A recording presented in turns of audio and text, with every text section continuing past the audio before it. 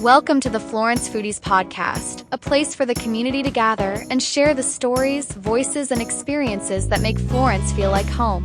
To support this podcast and the Florence Foodies platform as a whole, click the Support This Podcast link found in the description.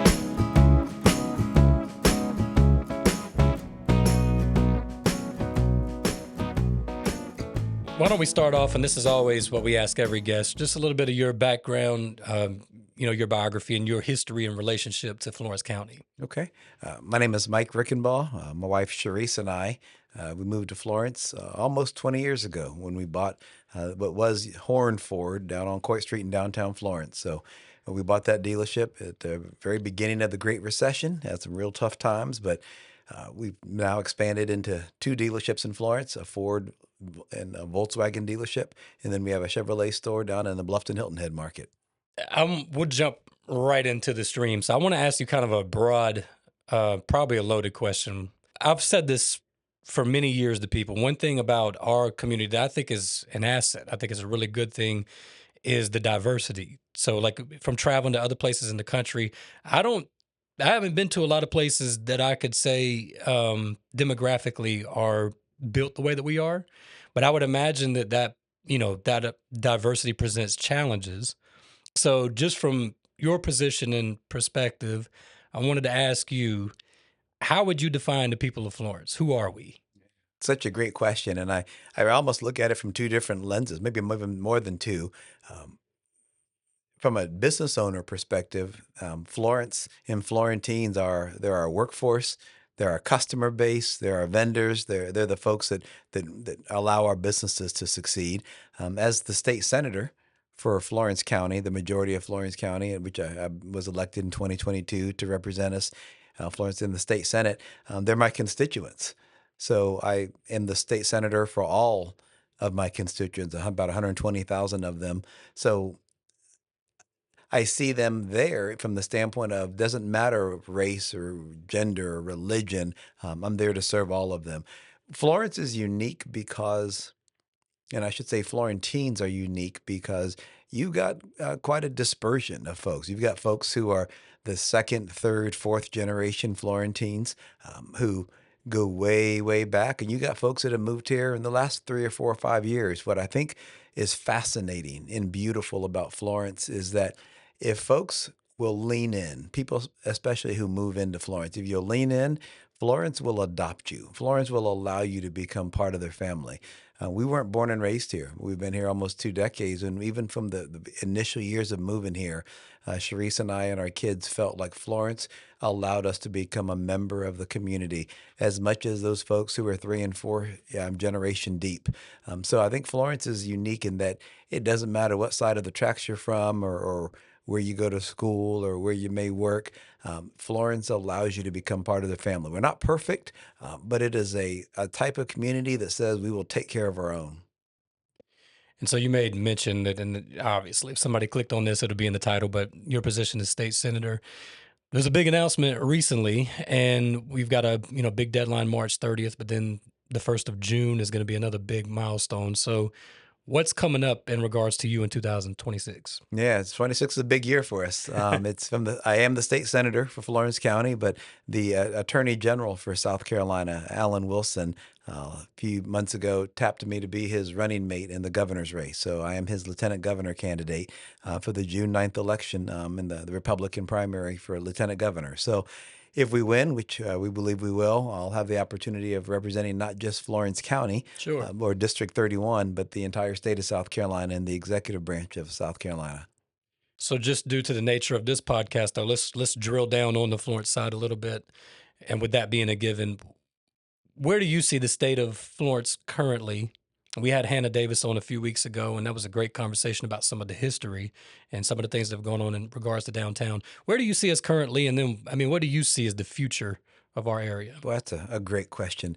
Florence is in a unique position because we are the epicenter, the hub of the 7-county PD region. And Florence County, while experienced some growth, in the last census, in the 2020 census, the other 6 counties of the PD region experienced double-digit population decline. The reason that's so important is that many of the workforce in Florence County, the consumer base within Florence County, is based upon folks in the outlying areas, the Darlington County, Marlborough, Chesterfield, Dillon, Marion, Williamsburg. We rely on those 6 counties as well. So what Florence, I believe, needs to do, and I think I'm doing it in the state Senate. I'll do it as lieutenant governor. My wife and I do it as business owners. We need to look at the PD's focus and success, not just an individual county. The PD region succeeds or fails based upon how all 7 counties do. So attracting businesses and opportunities into Florence City, into Florence County, into the PD region is vitally important because we're competing against other parts of South Carolina, the upstate, the Midlands, the Low Country, and now even the Grand Strand. There's a statistic that Florence County and the PD really needs to be mindful of. With the current population dispersion, by 2030, there's a very good chance that 75 to 80% of all South Carolina population will be in one of 8 counties. That's Greenville, Spartanburg, Lexington, Richland, Charleston, Dorchester, Horry, or York County. Those 8 counties will have almost 80% of the population. And the reason that's so important is that where the population goes, so goes your representation, both in the State House, in the U.S. Congress, and that means dollars follow those people. So what Florence and the PD region needs to be mindful of is how do we retain our people and how do we attract new people? Both in Florence County and in neighboring counties. What can we as Florentines and as a PD region do to get people in Marion, in Pamplico, in Timmonsville, in Darlington? So you notice I'm mentioning towns within Florence County and towns in our neighboring counties as well too, because we have to remain relevant and population is necessary to be relevant, including our airport. How does our airport succeed? How does Francis Marion succeed? Florence Darlington Tech. We have to be mindful that as Florence goes, so goes the PD. Yes, that's a great point, and that's actually something. And this may seem silly to some people, and that's fine. But we've talked about this a lot with the hockey team that's come in, and when they were branding the team, there was discussion about naming, and there was ideas of would it be the Florence team or would the name be PD like it used to be with the Pride. And I'm glad they went the direction that they did. And in kind of covering that team is something that I've wanted to highlight a lot. That the success that they're having because they're doing a fantastic job. It really is, it holistically affects the entire region. This is a positive kind of injection to everything. That's only one small piece of that pie that you mentioned, but I think that it's a big one and it kind of highlights that broader subject that you're talking about. Sammy, you're exactly right. Naming them the PD Ice Cats was such a great idea because we want the PD to feel like that's their hockey team, not Right. just it's Florence's hockey team. As much as we can highlight and resonate with the PD as a region, like, look, every county wants to keep their identity, and I certainly respect that. Quite frankly, every town within each county wants to have their own identity. Sharice and I, we do something called Conversations with the Community, where we will travel around all towns within our district just to hear what's on the minds of constituents. In Johnsonville, once their identity separate from Pamplico. Timmonsville wants to remain separate from Atlanta from the standpoint of we have our own identity and our own personality, but that doesn't mean we can't work together.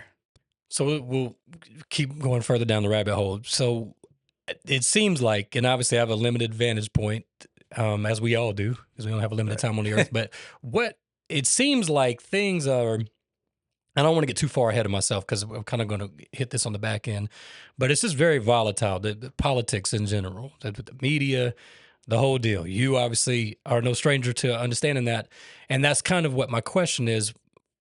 Curious to your motivations. What is it intrinsically that makes you willing to endure the fire of everything that has to come along with politics and the current pitch fever culture that we're in with that? Sammy, you described it pretty accurately. It is a fight some days. And, for Sharice and I, empty nesters, or, our daughter graduated from Carolina, our son's a senior there, like empty. We have an opportunity to just enjoy our life now. The businesses are going well. Why would we complicate our lives, right? By going into politics. And, real quick backstory that really answers that question.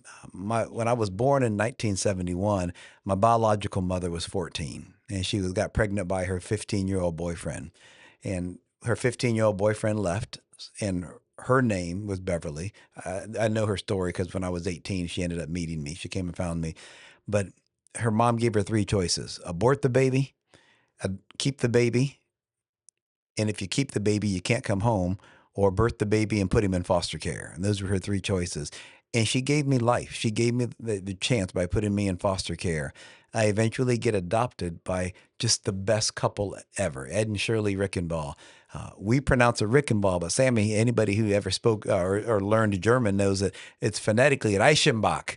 It's Ed and Shirley Reichenbach. So I was adopted by a very German white family in a real small rural farm town, 2 stoplight town.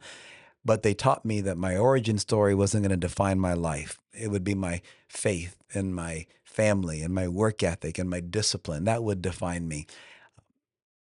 I learned from that, and as I grew up, I learned that like my start wasn't glamorous. Being born, as some would call it, a bastard child to a 14-year-old and going into foster care and then getting adopted isn't necessarily the storybook start. But God had a plan and He had a vision for my life, and I don't understand it. I'll never know this side of heaven why a 14-year-old decided to keep me, or why mom and dad decided to adopt me when they already had children of their own. They had no intentions of adopting me. They just saw me and they knew that I was the one that they were supposed to have. But there was a plan in place. And the reason I tell that story is success is wonderful. And financial success, professional success, accolades and awards are all appreciated. And it's nice to have esteem and recognition. But there's a point that I reached in life, I think many do, where God lays it upon our heart to have a focus shift. It's a shift from success as your focus to significance as your focus. And while I don't disparage that drive for success, there's a point where you say, I can't take any of it with me. The awards, the money, the accolades, can't take it with me. But Lord, what can I do to make an impact in people's lives, to make life better?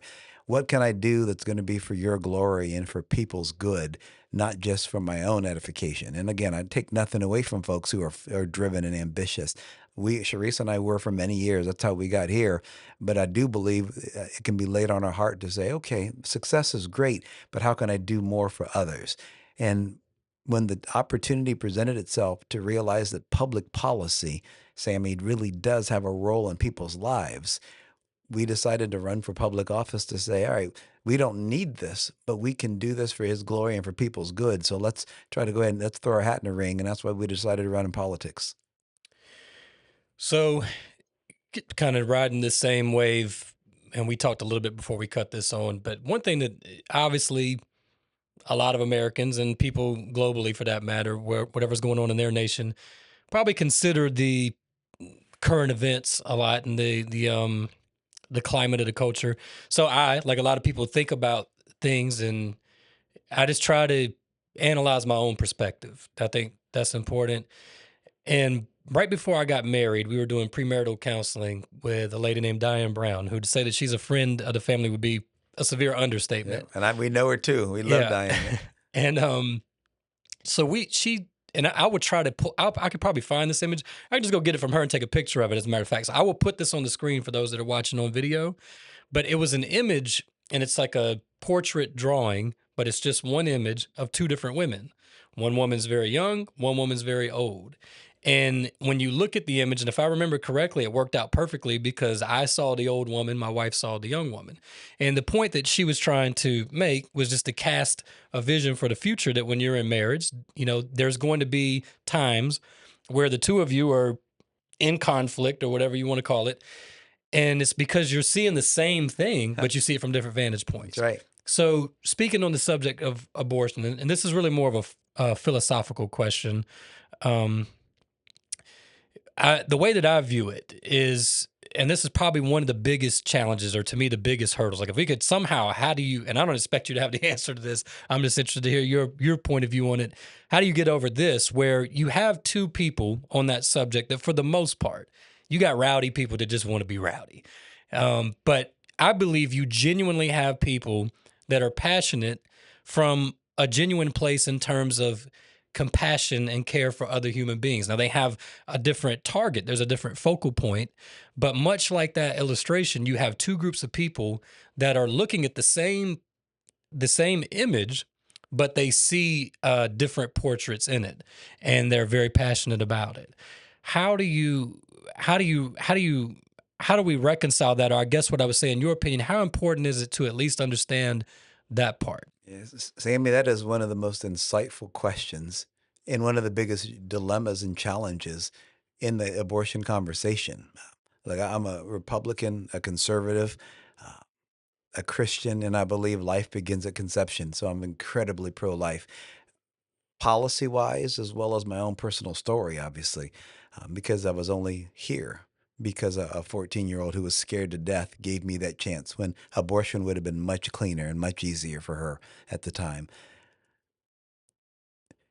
Abortion and what it does in terms of snuffing out a life isn't the end of the conversation. Let's go pass a law to outlaw abortion or to try to minimize abortion.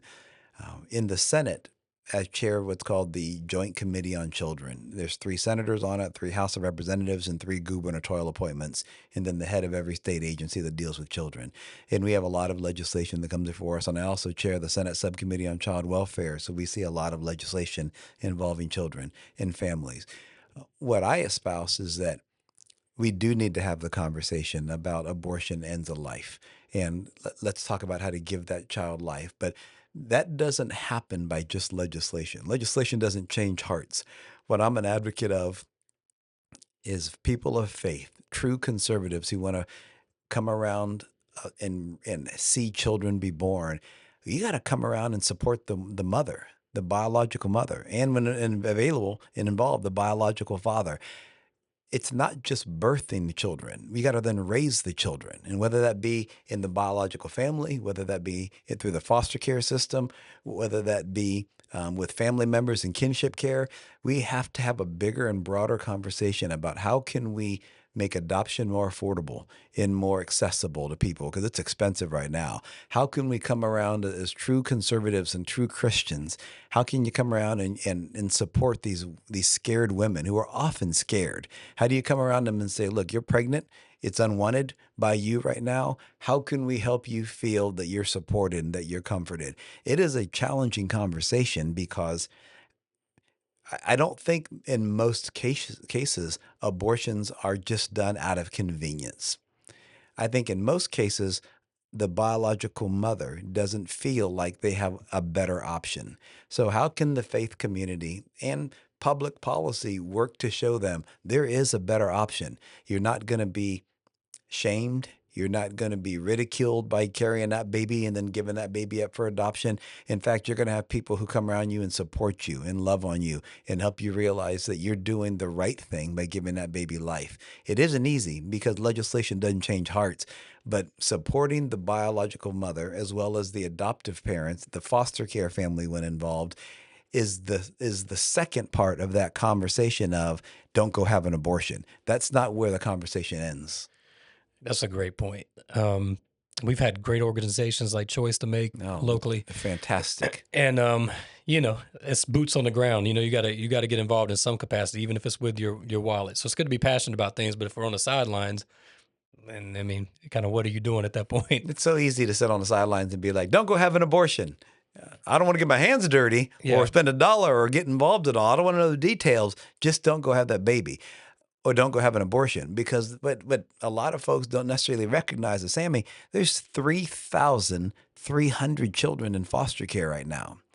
3,300. So if the legislation, and us as conservative Christians, if our goal is to reduce abortions, that doesn't mean we're going to reduce the number of women who get pregnant. So if they keep getting pregnant and they still have a baby inside of them, we just got to follow the logic here. But they're inclined to not have an abortion, but they don't want to keep that child. Where's that child going? Going into foster care. So when 3,300 goes to 3,500 or to 4,000, what then? And if statistics show that if a child isn't adopted out of foster care within about 18 to 24 months, their percentages of getting adopted go down dramatically.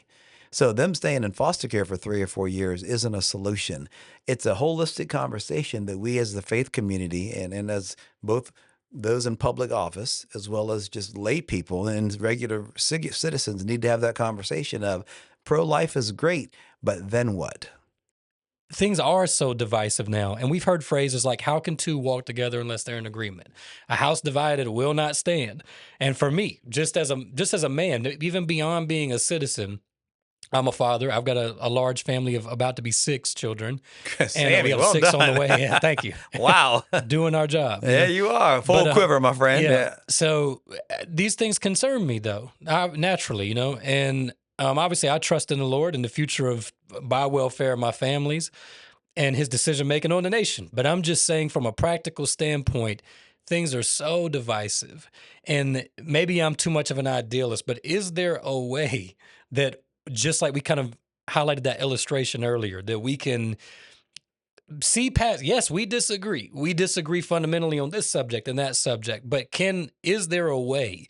And obviously, from your position, this is a lot of the weight that's put on you guys' shoulders and men and women's shoulders, to bridge that gap. How do you do that? Boy, you figure that out, Sammy.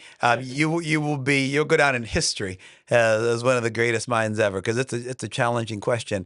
Yeah, I'll say this. In human terms, I don't believe it can happen. We are divided, and we're divided on issues that are more fundamentally diametrically opposed than ever before. This isn't the Republican Democrat conversations of my generation when I was young, where it was, should the tax rate be here or should it be here? And should our defense budget be, this many billion, this many billion? But you generally agreed on conversations about family and faith and the role of our nation. Now we're having conversations about, if a 10-year-old a boy feels like that he's in the wrong body, does a parent have the right to give them puberty blockers and hormone replacement therapy, and eventually get to the point of considering transition surgery to change your genders? That is a big leap from what the tax rate should be. Absolutely. And when we start having those kind of conversations about social issues and about right and wrong, I truly believe, and this isn't hyperbole, it has to start with prayer. It has to start with saying, God, we are all broken. Nobody, including those who have been raised in the church, who are 3rd and 4th generations of the political or the Christian faith elite, nobody gets to claim the moral high road, because every one of us is sinners. So God, I need you to touch my heart, give me humility, and touch the heart of my brother and sister, even if they don't know God. And that's something that I've had to learn the hard way. And just in reading the Bible, God doesn't just work through those who claim him and who know him. God, he can harden hearts. He can soften hearts. He did it to Pharaoh. He did it to Nebuchadnezzar. He did it to Saul. He can move in anyone. And a lot of battles are won in the spirit before it happens in the flesh. And the reason I say that, I'm in the public policy space. There's 46 senators and 124 state representatives. There are many times that you've got truly opposed positions.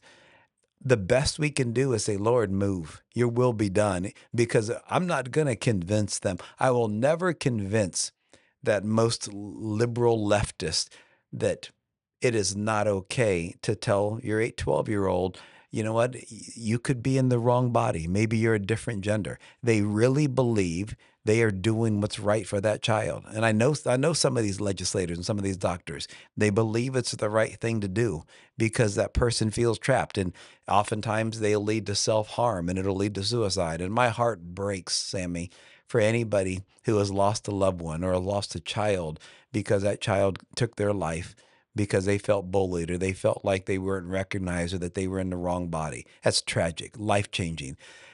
But that legislator is not going to convince me that God made a mistake and that 12-year-old boy was really meant to be a girl. So now give them puberty blockers and hormone replacement therapy. And I use that as an example because it's a very real conversation we're having.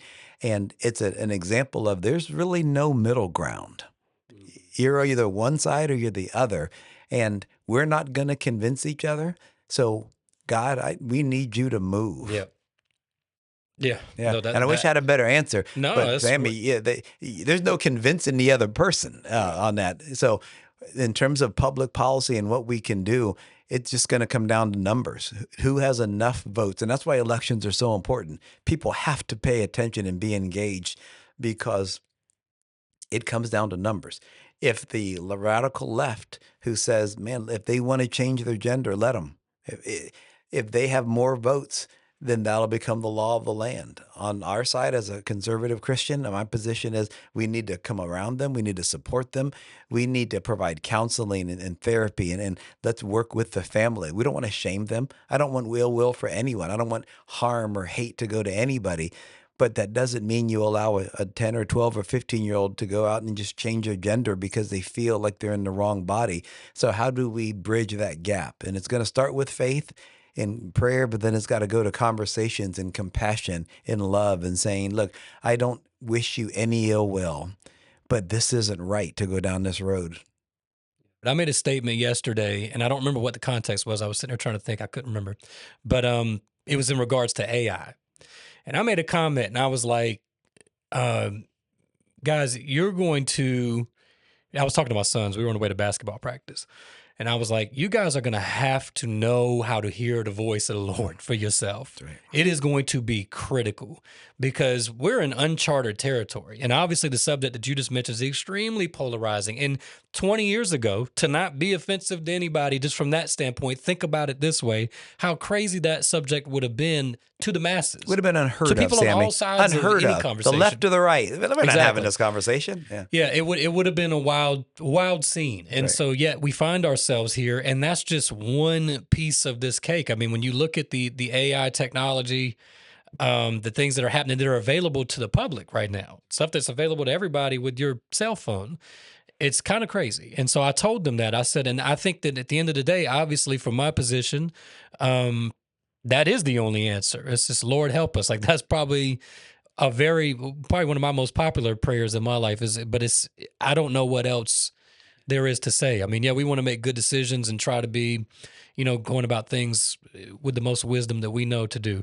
But at the end of the day, it's too big for any one of us. Too big for any politician. It's too big for any citizen. It's too big for a group of citizens or a group of politicians. That's right. It's just where we are. Well, you mentioned AI, Sammy. That the question gets asked, well, why would you consider leaving the state Senate to go run for lieutenant governor with the Attorney General, Alan Wilson?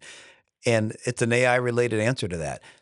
As Attorney General, and that's why I have so much respect for Alan Wilson, not just because he's a full-bird colonel in the Army and the chief prosecutor for the state, but he developed and launched within the Attorney General's office the Internet Crimes Against Children Task Force. It's called ICAC is the acronym. And what they realized was, Sammy, they were arresting people who had troves of child pornography on their computers. They were distributing it, they were trading in it, they were selling it and buying it. But when they would arrest them, the defense attorneys for those child predators, they would say, hold on, it wasn't a real child. It's an AI-generated algorithm that takes a picture of 100 other children's faces and it morphs them into a new child. It looks, I could give you $100 if you could pick the 1 out of the 10 that's not a real child, and it'd be hard to. You got almost impossible to see which one's an AI algorithm. But what we realize, and this is why public policy does need to walk hand in hand with our faith. What we realize is that was a loophole, that it was feeding a habit of child exploitation and by pedophilia by allowing that loophole. So we created a law and passed it that said if it is a reasonable representation of a child and meant to represent an actual child, you could still be prosecuted for that. That's just one of those examples where we're behind the curve on AI. We have to stay up, but AI is able to generate things that look real, and we have to do a better job of protecting society from it. Yeah, that's a subject we've talked about a lot too, the legislation, because there's laws that have not even been created yet because there's no precedent. That's right. And then, there's a lot of talk about that subject also right now with, Epstein files and all of that stuff. I mean, there's just so many conversations that people, the internet, just go on social media. But what I would say is it's probably crazier and deeper than you even think. There's just so much nuance to these things. And from that standpoint, from a much more practical standpoint, but that's not as conspiratorial, but it is, though. It's really deep when you think about it. We have to navigate waters, going back to what I said, that we haven't even been in before. Right. Who would have thought we'd have to pass a law that says an Right. It's AI crazy. It sounds generated crazy. image of a child that is meant to represent a real child is going to be as vile as a real child. But they're identical, and it feeds that habit. And we're always going to be behind the curve on AI because it moves so quickly. It does. Yeah. That's I'm not going to say scary part. I'm going to say the interesting part. I'll say scary. It scares me. Yeah. It is. It Yeah. is. But that's why I made that comment to them, and to bring it back full circle. The thing I love is this, and this is what I know to be true, and I don't apologize for it. The Lord is firm. He's established eternally. It was the same yesterday, today, and forevermore. And I have a fixed source of life that I can go to and rely upon and navigate by. And that doesn't mean I'm perfect, and that doesn't mean that I'm going to get that things right every time. But I have that resource that's been made available to me because of the cross, and I don't take that lightly. And I've learned over these last probably 13 years, but even more so now, just thinking about these things, how valuable that resource is. And I find it so unfortunate that things get thrown under the religion moniker. And we talk about this so much on Friday nights here. It's like the main message is you have a living God who's interactive, just as real as you sitting in that chair that I can talk to. It's different type of being, much bigger being, much more capable being, but that's a good thing. And I don't take that resource for granted, and we need that now more than ever. So that was a free nugget. That was not part of the program. That's a good one. And I think to that point, Sammy, it's so important to remember, myself as a legislator in the Senate, or whether I become lieutenant governor, as tough as this seems and as unsettling as the current environment looks, God's not surprised. And I have to remember that. I'm surprised. I don't see how we get this horse ever back in the barn, but God isn't surprised. I don't know how it's going to play out, but he's not surprised by it. So I know some folks will give me the wringing of hands and I'm like, this is the end time and we're doomed. I don't know if we are or not. I don't know how this plays out, but God isn't surprised by this. He's got this, and it will be eventually for his glory and for people's good. Well, let's make a hard left. Yeah, please. Yeah. Naturally, we talk food here. So we have a segment we do on every episode called the Florence Foodies' Favorite Florence Food Item. This is presented by Zapata's Grill on Pamplico Highway. I about said Irby Street, on Pamplico Highway. And the question is, when you and your family, when you and your wife, whenever you go out to eat in Florence County, what is one or a few of your favorite items at a restaurant? Yeah, that's an easy one for Sharice and I. Okay. I've been married to my bride, my queen, for 30 years this year, as a matter of fact. And from our first date back in the 1996, we love wings. And we love grilled wings, fried wings, roasted wings. I mean, we just love wings. So we love different types of wings. And the older we get, now we even experience like different types, like Thai chili wings and garlic rub wings and, sweet and sour wings and that. So we'll normally, even if we're going for something different, if they have wings on the menu, we'll split an order of wings because we just love to try it. Sharice is more of a blue cheese kind of person. I'm more of a ranch kind of person, but boy, we do love wings. Usually, we love them wet. We love them in a sauce, tossed in a sauce. We can do a dry rub, but we normally love them wet. So who's a couple of I'm putting you on the spot. Oh man, I don't want to get anybody in trouble. Well, if I'm allowed to say individual, there's a few folks who get it, and I'm sure there's so many good ones. So this is not to disparage anybody, Sure. But within our kind of our patterns, Holy Smokin', they've got a smoked and fried, and then a smoked and grilled wing. And then depending upon whether I feel like being less healthy or more healthy, I'll get the smoked and fried or the smoked and grilled. But then I'll toss it into KC barbecue sauce. They have a KC fiery sauce. So Holy Smokin' has a good wing. Holt Brothers, man, the boys over at Holt Brothers on Evans Street, they make a mean wing. And their chicken and ribs are good too. But Holt Brothers has a really good wing.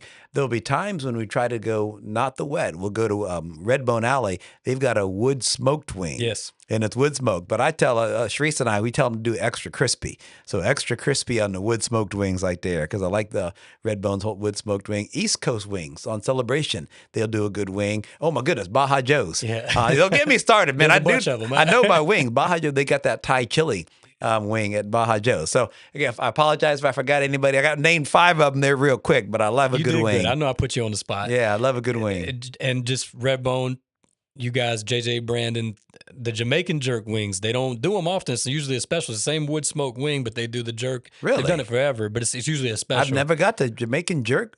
They're good. Do you like it as much as the wood smoke? Yeah. Okay. Yeah, I probably like them a little bit better than the regular wood smoke. It's the same wing, but they just toss them in the jerk. Is that right? Yeah, that's good. Okay. Jamaican jerk special. Y'all need to make it happen. All right, I'm in.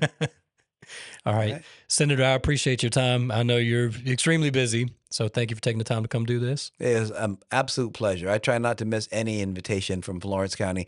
Just as much as I was adopted into the Reichenbach family, we're adopted into Florence. This is my town. This is our town. These are our people, and it is a pleasure to be with you, Sammy. Thank you for doing this, because any initiative that moves Florence forward, that helps bring people together in Florence, is something we're advocates of, and we appreciate you. Well done. Thank you. Well, that's what we want to do, is push for cultural development and highlighting our area. We're very proud of it. Amen, brother. All right. Well, thank you again. And as always, thank you all for your viewership. And God willing, we'll see you on the next one. All right.